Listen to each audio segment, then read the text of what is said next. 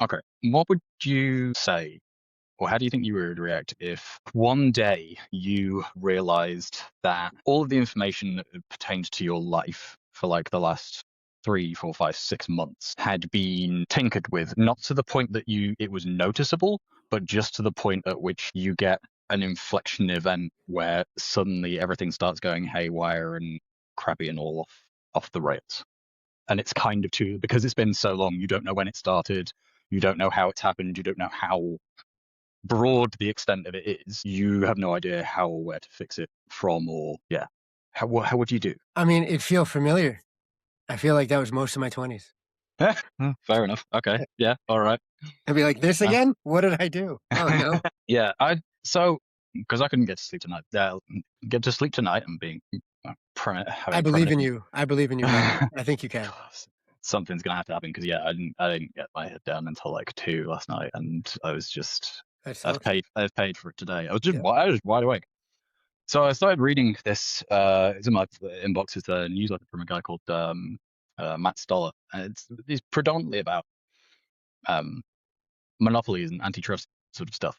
But what he talked about in this piece got me thinking, because what happens in security is we talk about the CIA triad: it's confidentiality, integrity, availability. And the big attacks historically have always been things like they've gone after the confidentiality and the availability. It's Mm.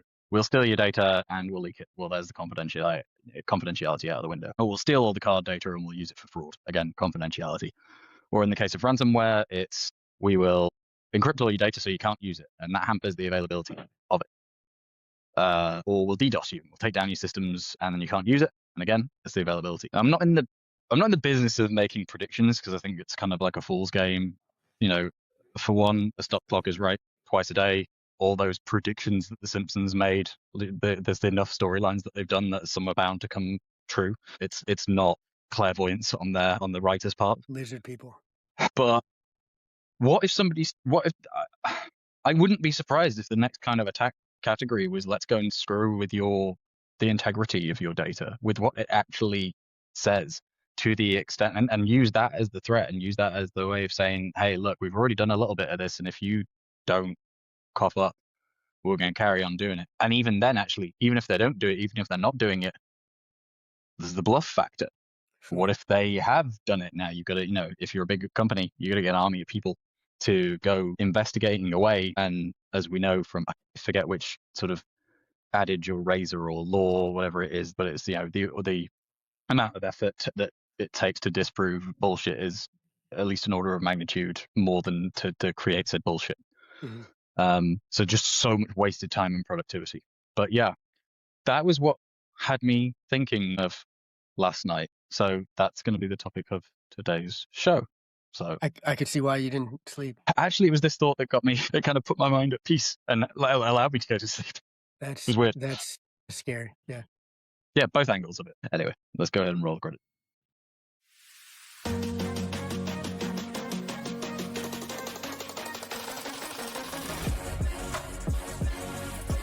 Hello and welcome to another episode of the CyberDudes podcast. I am Robin Thornton. Omar Sangarima is still with me. How are you doing, Omar?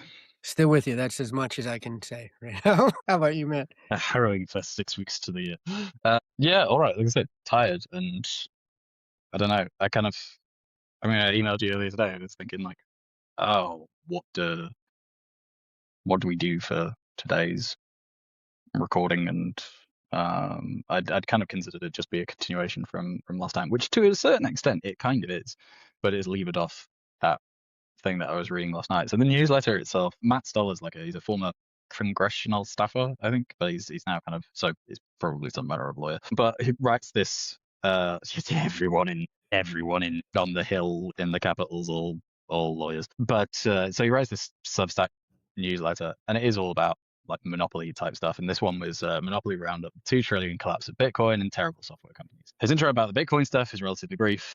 That's not what we're talking about today. There's, so we'll skip over that bit. But the continuation piece for today, for us at least, is the whole sort of software industry potentially kind of going down the tubes. And as a few days have passed since the last episode that we did, kind of some more opinion has worked its way through, and there's been some more sound reasoning as to what's to do with the sell-off, who exactly is it affecting. I've hit a few things that are like, I think JP Morgan's put out some candidates for basically AI resilient software companies. No surprises, our friends CrowdStrike up there, Microsoft are up there, Sure. because they are a purveyor of the AI. ServiceNow seems to be up there, but the crux of this newsletter here is ultimately like well, for one, so the folks that won't necessarily do so well are like the CRMs, the project management software, etc.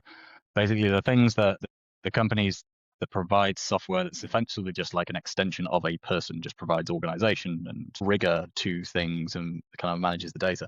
But the stuff that's really sticky, based on what Stella's saying here, is some of the stuff that's like, and this is one category of it, but it's the system of record systems that are really, really sticky, really, really intertwined into how your business works and the processes around it. And it effectively, that's the stuff that won't get hit, but it got me thinking how much of a potential security risk some of these pieces of software are. Thoughts so far? Well, I'm prepping for the AIGP. So shout out to Dr. Kyle David, the artificial intelligence governance professional, by those demonic, devilish folks at the IAPP. They make some pretty robust exams. Even something as wild and cutting edge as AI, it boils down to one of the first things that you need to get sorted in order to do either incident management in that space, or even understanding what governance looks like, or even supposedly, this is what you should do. I do that caveat. Before you start spending money on new tools in the AI space, inventory what you already have. And that is the linchpin, like any incident response, AI or not, you don't protect what you don't know is there. You cannot. It's impossible. The art of ninjutsu is, hit and not be seen, right? Oh, warfare is based on deception. I could go on, as you know, I do sometimes if you get me rolling with some of these. Eventually I'll work in some sort of wrestling analogy there, or else it's not a conversation with Omar Sangarima.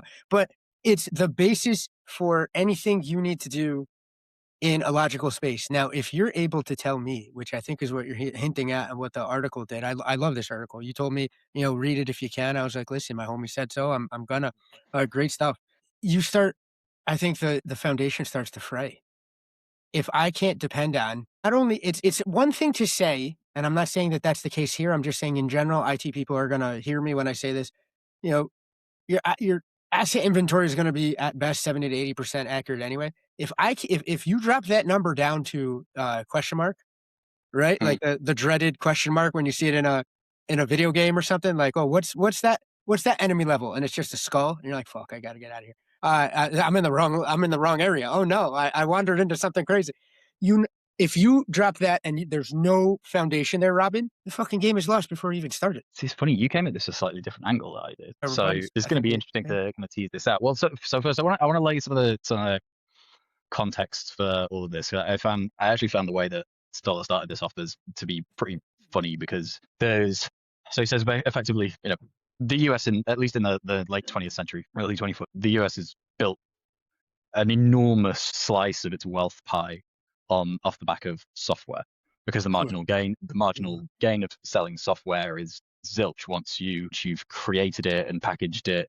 And I say package in the sort of software sense, like not an actual physical thing where you used to buy a disk and whatnot and load up Windows onto a new PC. Once you've bundled it all in a zipped folder and somebody's bought the license for it, downloaded it, it's a copy paste like exercise, right? So it's basically just like you're now it's almost like you're creating value out of nothing, which some of the more economically left people will say like, yeah, that's bullshit. That's a recipe for disaster or broken anyway. It's like the pay-per-view model, right? Like once you already cover the overhead of getting it up there and setting it up, Everything else is pure profit. Yeah, exactly. It's all gravy, Yeah. baby. Yep. But he says, so America's full of these kinds of enterprise software packages. So things like SAP, which is big data analytics, Salesforce, which is one of the ones I do think will suffer, Microsoft, Oracle, and then some of the niche ones, things like Workday and Kronos. And Workday is like HR. I can't remember what Kronos does. Timekeeper. But Timekeeper. Think about it. Oh, is that? It's Yeah, old. yeah. Well, Clock in, clock started out. as a old. Yep, that's the core thing, and that's the only reason I remember because I'm a nerd. Yeah. That's familiar. But you get even more niche ones. So yoga studios use things like MindBody, which apparently is a friggin' nightmare, and no kind of small sort of exercise service provider person really likes this all that much. TDK Global is used at car dealers. Yeah, the kind of like the list goes on, and there's a lot of these software packages as well that have. I mean, they'll serve things like government, and they'll have more or less a monopoly over the market because once one government, local government procurement goes and buys it, they recommend it to the other, and then Yep. and it just goes from there and there and there. What these things are at their base level is just like a database hooked up to their front end For updating. user interface. Mhm. Often the user experience is kind of crappy. I've heard that said about ServiceNow recently. What I would like to say to It's not anybody easy. is, do you know what? Go back and try HP Service Manager 7, and then you'll really know what shit interface is. And it'll be run by a curmudgeonly bureaucrat who doesn't actually document the process that they want you to follow before you submit a change request, and then they kick it back to you with no explanation other than this is not done properly. And then when they do kick it back to you, you can't reopen it to edit it, so you have to recreate it all over again. I hated that shit. Lloyd's Bank. Thank I you was very gonna much. say like that's spoken like somebody who lived this. That has a little bit of a flavor. That's an exact merry-go-round Yeah. I went through. And actually, honestly, what I've heard about the service now stuff is that if you implement it properly, it actually isn't that crappy. But a lot of people go, oh, we spent all this money on it, and now we're kind of broke, so we're going to go Gonna to some third. customize it. Yeah, we're going to customize it, and which is one of the benefits of it. Like, let's just go for it because they can make it what they want. The problem is the people that they get to make it what they want, they cheap out on, and then it ends up being kind of crap Mhm. because they didn't know what they wanted in the first place as well. Yeah. Yeah. It's also a lot of business managers buying a tool that they think will be a silver bullet and then making it IT's problem. Listen, I really it hurts me. I thought we were friends. You're saying business managers that pejoratively. Like I'm a sea hair away from one of those. So man. No, but you're right though. Business managers who buy the stuff. That's true. True. And then just say make it work. Right. Yeah, make it work, make it work. Anyway, like without getting yeah, dragging ourselves out of the sort of enterprise IT kind of thing and back into more of a cyber bit. We're on the way to that at least. Mhm. Effectively, these are big old databases that they say like this is all the stuff that we have, or these are all the records that we've got, and these are how we manage them, change them, etc. Keep them up to date, pass on the information, all of that. Mhm. There's things for like your asset inventory, so you know what you've got, to what you're alluding to. There's stuff for your HR like Workday. In the healthcare world, there's Epic, which is a big old monopolistic behemoth. So and these things like they just get really properly sticky. And the bit that I bet you probably like this actually is the bit where he's talking about the community bankers Mhm. trying to strong arm when Stella was a congressional staffer trying to strong arm a congressman into getting rid of some consumer protection stuff. Listless And he goes and community. listless community bankers, and you use the use the example of, hey, do you not really hate the oligopoly of like software vendors that you're basically stuck using what's pretty much only the one de facto really crappy software that you absolutely hate?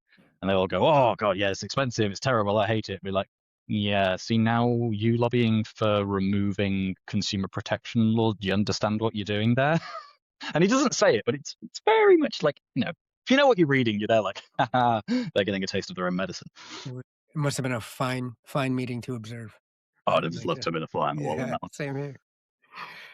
But the other bits here, so they've got crappy quality of software, but they have to then sign non-disclosure agreements around price and terms, so they basically can't tell anybody else what they're paying, because then imperfect information keeps things on the side of keeps favor on the side of the person who has all of the information. It's a nice asymmetric situation to be in, which is why it's that thing that lasted for or like just decades and decades of, well, you don't discuss pay in the workplace. Sure. Why? That favors your boss. I mean, When it's still one of the things if you know what you each don't other have. is getting, you know whether anyone's getting shafted, and then you've got bargaining power. But what if you're one of the shaftors, not the shaftees, right? Like then you're discouraged from, right? Well, you don't know unless you talk about it. That's the problem. That's it's a catch. But anyway, like, so these big kind of behemoth, really deeply embedded bits of technology Yes, they are. They can be crappy. They have lock their consumer base into them because they get so big and so many people start using them that they do get this monopoly position, and then they can effectively strong arm the market. And the AI piece is kind of what Stoller here is arguing, like it's a way to get a certain amount of freedom away from these Sure. guys, because you can start looking at things that they don't do or that they don't do well, and Mhm. then say, we're kind of just going to do it this ourselves because we no longer have to sit here and go, we don't have the skills, the know-how, the knowledge Mhm. to create something bespoke for ourselves that solves the specific problem that big software vendor tells us to go kick rocks about, because it's our niche problem and they don't want to fix it unless we pay them a lot of money on Mm. top of what we already paid. But there's a certain amount of stuff that you really don't want doing that. Like AI is really, really good for sort of like 80-85% of things. And then there's that final 10 to 15, Mm. 20, where it just kind of gets stuff wrong. Mhm. Now, where do you not want stuff getting got wrong? Hospitals. Hospitals. So you don't want too much of AI, not least Like hospitals, not yet pharma. anyway, Yeah, until it's good at verifying its own sure. bullshit. Or you You have don't want challenger AI models set too up. deep Yeah, into something like yeah. Epic, like No, an electronic medical record. yeah. Because if it, if you ask it to do something and it goes, oh yeah, do this, change, Mm. alter someone's blood type or something like that for reasons, that's not a good place to be, because that relies on somebody noticing the change, Mm. pointing it out, and then the AI, I'm not going to name specifics, then AI going, my bad, sorry. Yeah, Sorry, where's the accountability? in a just culture framework, which a lot of hospitals follow there, that's one of the weaker sets of controls, right? Where it's an administrative, where maybe it's a double check. What you always want is something where it's a technical control that doesn't allow the wrong thing to happen, or that severely impedes the ability for the wrong thing to actually take place. Right now, and like you said, that last 15% of quality or accuracy or precision or safety, I think is still going to necessitate that human, if not in the loop, like that's what I would prefer, where it's, the final decisions on things that could open up the avenue to patient harm. The humans in the loop, but at the very least, have them on the loop where like they can observe, they can check anomalies. In the loop is definitely preferred. I just, So, I just God, think I just think it's dollar signs. You present it to an organization and you say, listen, this thing is 95, 98% accurate, right? If you can even verify those numbers, because then a lot of that is proprietary, as you know, right? Secret sauce, and if we let you know, then we'll give you case studies, but they'll be handpicked case studies from places where the implementations went correct.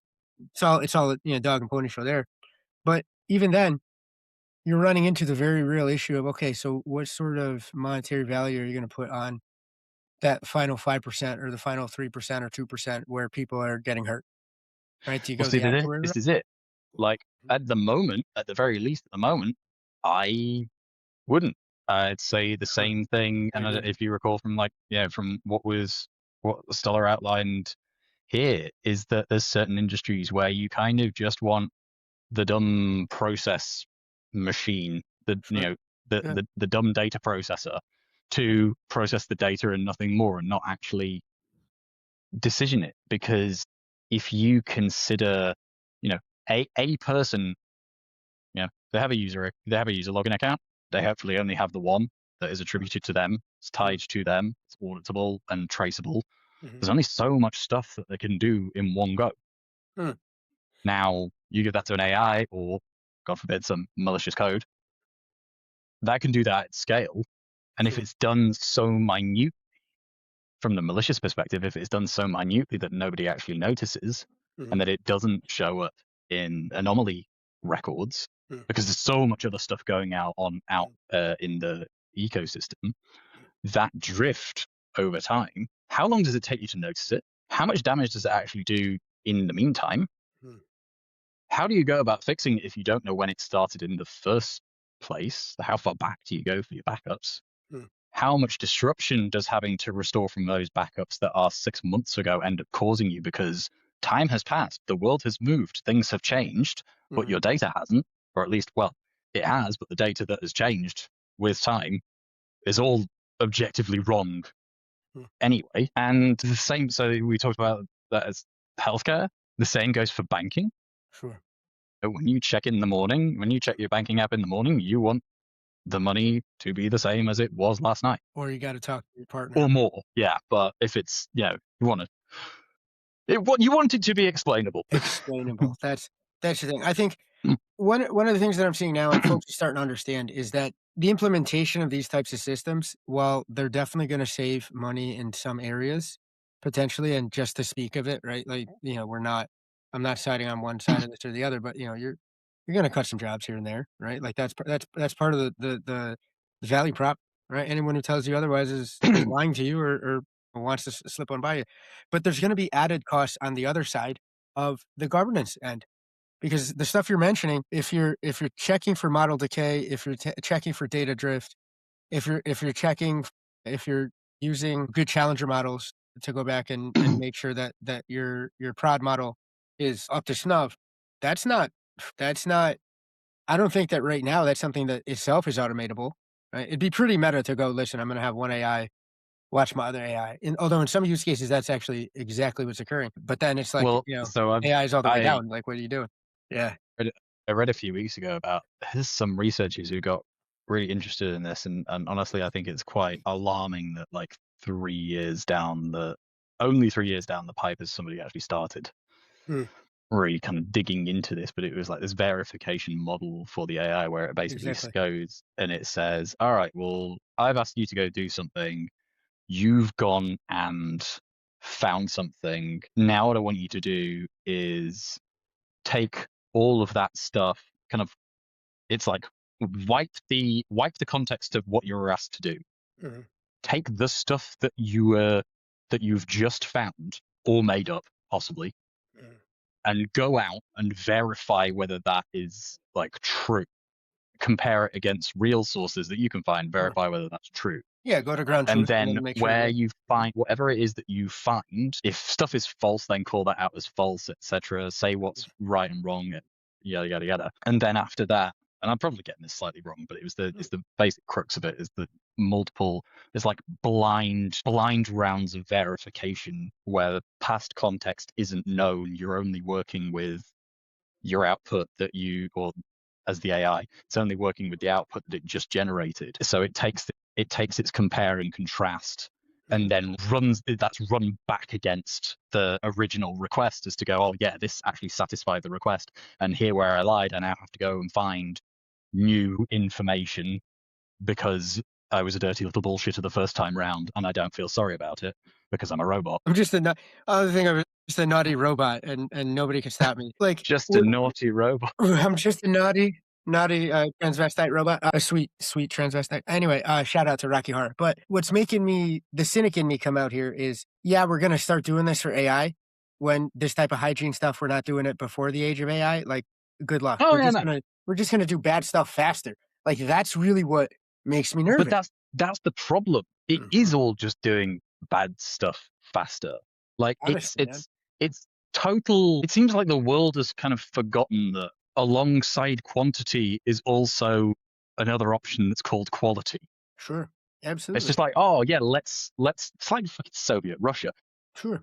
No, Doesn't yeah. matter how good what is that you're producing, just produce the shit. It's the AI slop, it's the We're enshittification. trying to zerg our way to something that's going to then fix problems versus just be good at current solutions. I think we're very close to that, but it's gonna definitely be at what cost. And I also don't think we even have the governance in place for like the narrow AI implementations that we have out there now, much less I think we're sorely underprepared for when one of these labs incentivized to the tits just to make money and get there first is gonna stumble onto, the proto AGI, the general intelligence.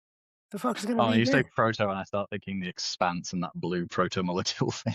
Listen, who knows, bro? Like, we're just gonna Oh, no. don't think I don't think we're ready for it, and No, that's where, like, my doom and gloom comes in. I think that a lot of this what we're seeing now with this article, bro, is folks going, "Fuck it, I'll do it myself."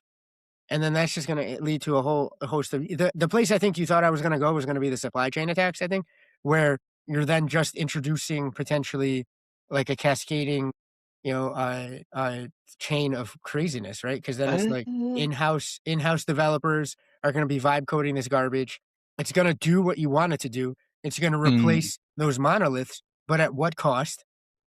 So that's Because not actually where I thought you were going to go. okay, I thought you were going to go for like, can you completely ruin an entity's security response by casting complete doubt on their like system of record and what it is that they have and what they think they have, what they know they have versus like what they actually have, or like, absolutely. No, you or you can. yeah, I know, but that's no, for No, sure. no. But I thought that's the avenue No, you but, were gonna I actually go mean, down. because now you even get that in incident response when you just mess with the clocks. Like, that's something That's that's tomorrow never so dies. yeah, well, for sure well, there you go, That's right? But tinker with the GPS system and send the exactly, ship off the course. time servers and all that, right? Where, what's Yeah. it pointing to and what are we agreeing to? Or hell, even getting logs across time zones sometimes can be a bitch if you don't configure it the right way. Normally it is, that's one of those table stakes. But again, Hmm. if you have, if you're reducing your IT department to 6 people because you bought them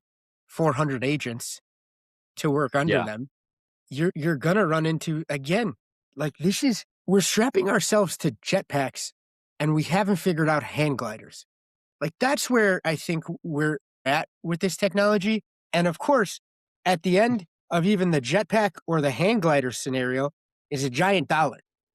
So we're we're running towards it no matter what.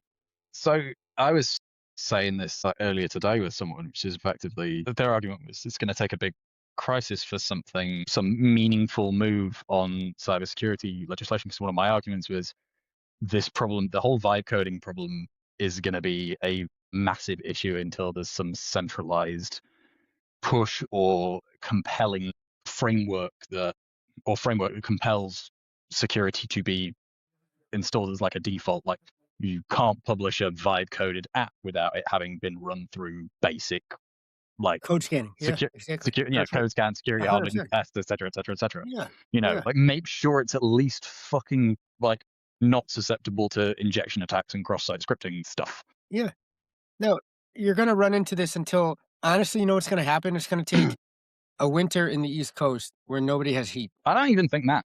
I think it'll just be a thing of like that's a thing that happened and that was crappy. I think it takes the erasure or a complete reform of lobbying and how that's done to do this. Because if you're a business owner, if you're like big business owner who's got lobbying money, and your choice is between currying favor of your local congressman who's got good sway because he's been around the block a few times and knows the right people to corral in the right way in a vote, or you're going to, and that leads to deregulation and therefore you being able to screw the customer more because you can strong arm yourself into a monopolistic position, or sending money down this cybersecurity black hole pit. I know what's fucking winning.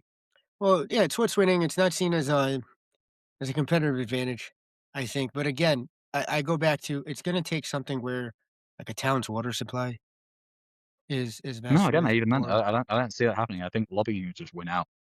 so what, like, we gotta figure out how to flip over Citizens United before we can get cybersecurity enacted in this country? I mean, Yup. okay, let's ask Claude how to do that then, because I have no idea. I agree, brother, like, in terms of getting money out of politics. I hate that that's what I think the reality is, but I don't think anything's getting around short of an incredibly unlikely uprising against the billionaire class for an Oh god, extremely tired, that's apathetic that's populace. it's not gonna happen. We all have mortgages and stuff that we gotta pay, which I think is where we're kept on purpose. Mhm. So, Um, yeah, I don't know. I I'd mean rather have a mortgage than rent though. I guess. I don't Better know what in to my do. better the equity in my name, not a landlord. That's true. Still gotta pay taxes on this shit though, even after you pay it off, like, that's tough. Still get services for that. Buy a racehorse and kill it. We're going full Sopranos. Okay. What? What? What? So you don't pay taxes, right? You just consider that a loss, and then that was one of the whole right, and then you take insurance out on the horse. It's a whole it's yeah, it's a whole, like, Uh, 3 3-episode arc. It's been a while since I watched it, Yeah, no, listen, and it I was like just, I yep. found it quite. I mean, most of what I remember from that is just the shrink sessions because they were just funny, Oh yeah, and no, it's that's it's true. just him being a cantankerous old shit. Yeah, yeah, that's about right. That's about right. Well, yeah, it's who I vibe with, or it's what resonates with me. But yeah, like so to some basically where this comes down is like, well, coming back to my original point is, what's the next attack? Is it gonna be let's start screwing with the integrity of the data, and how are we going to use it? Are we going to kind of do it ourselves as Russian and Chinese state-sponsored hackers?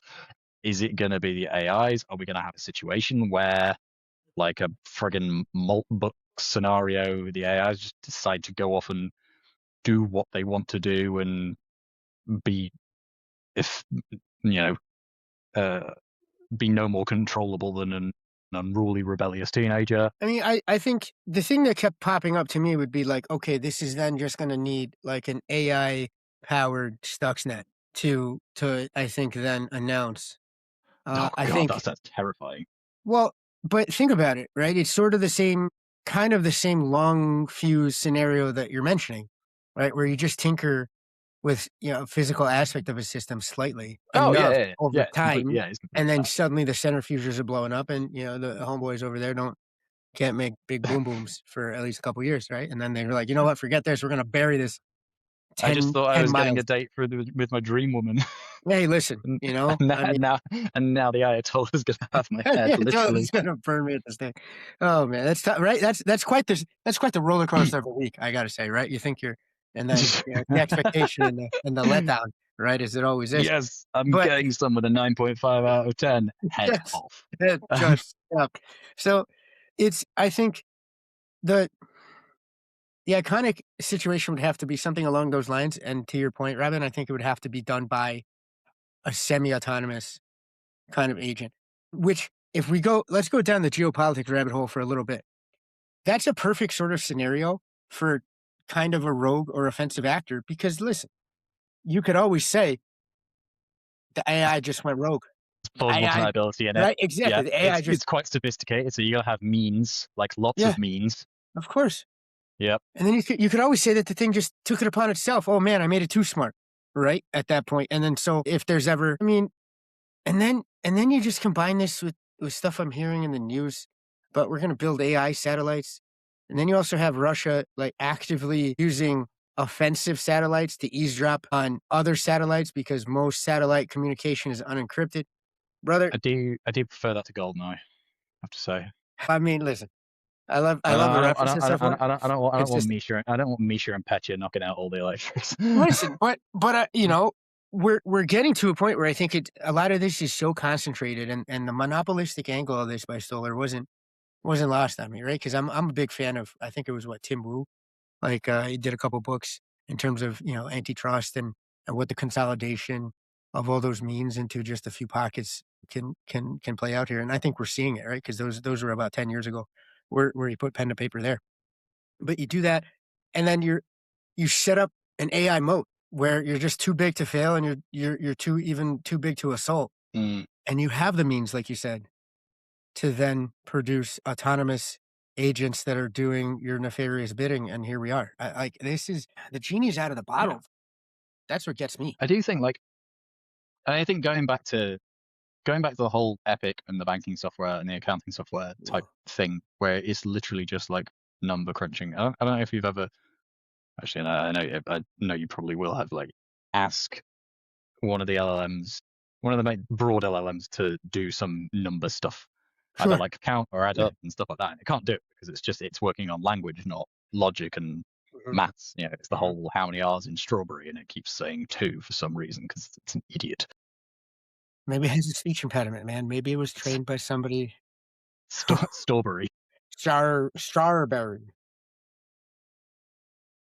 Wait, hang on. Strawberry. Now it's got me thinking how many R's are Yeah, there in strawberry. yeah, Fuck. Uh, it can work. but It's a data poisoning attack. there's places where you just don't need it. There's a meme that keeps going around being like, you know, adding Copilot into Excel. Look, phenomenally bad idea. Like that's a global financial crisis just 100%. waiting to happen It's because you terrifying. don't need it. Like all it is adding up numbers and shit. Like, don't fix what isn't broken. So where it's things like where the stuff all works fine, leave it alone. Not everything needs the AI for reasons of just like functionality, but also reasons of there's just a security headache or potential security headache that you don't want. There's a really good meme I saw recently that popped up on this, and it says, if you can substitute hungry ghost trapped in a jar for AI in a sentence, it's probably a valid use case for LLMs. I have a bunch of hungry ghosts in jars. They mainly write SQL queries for me. Sure, reasonable use case. Totally fine. That works and makes sense. You're farming off something that a human may not like doing or maybe kind of bad at and doesn't want to make mistakes, and you've got the LLM learning from oodles and oodles of everybody else's experience. Fine. My girlfriend is a hungry ghost I trapped in a jar. No, deranged.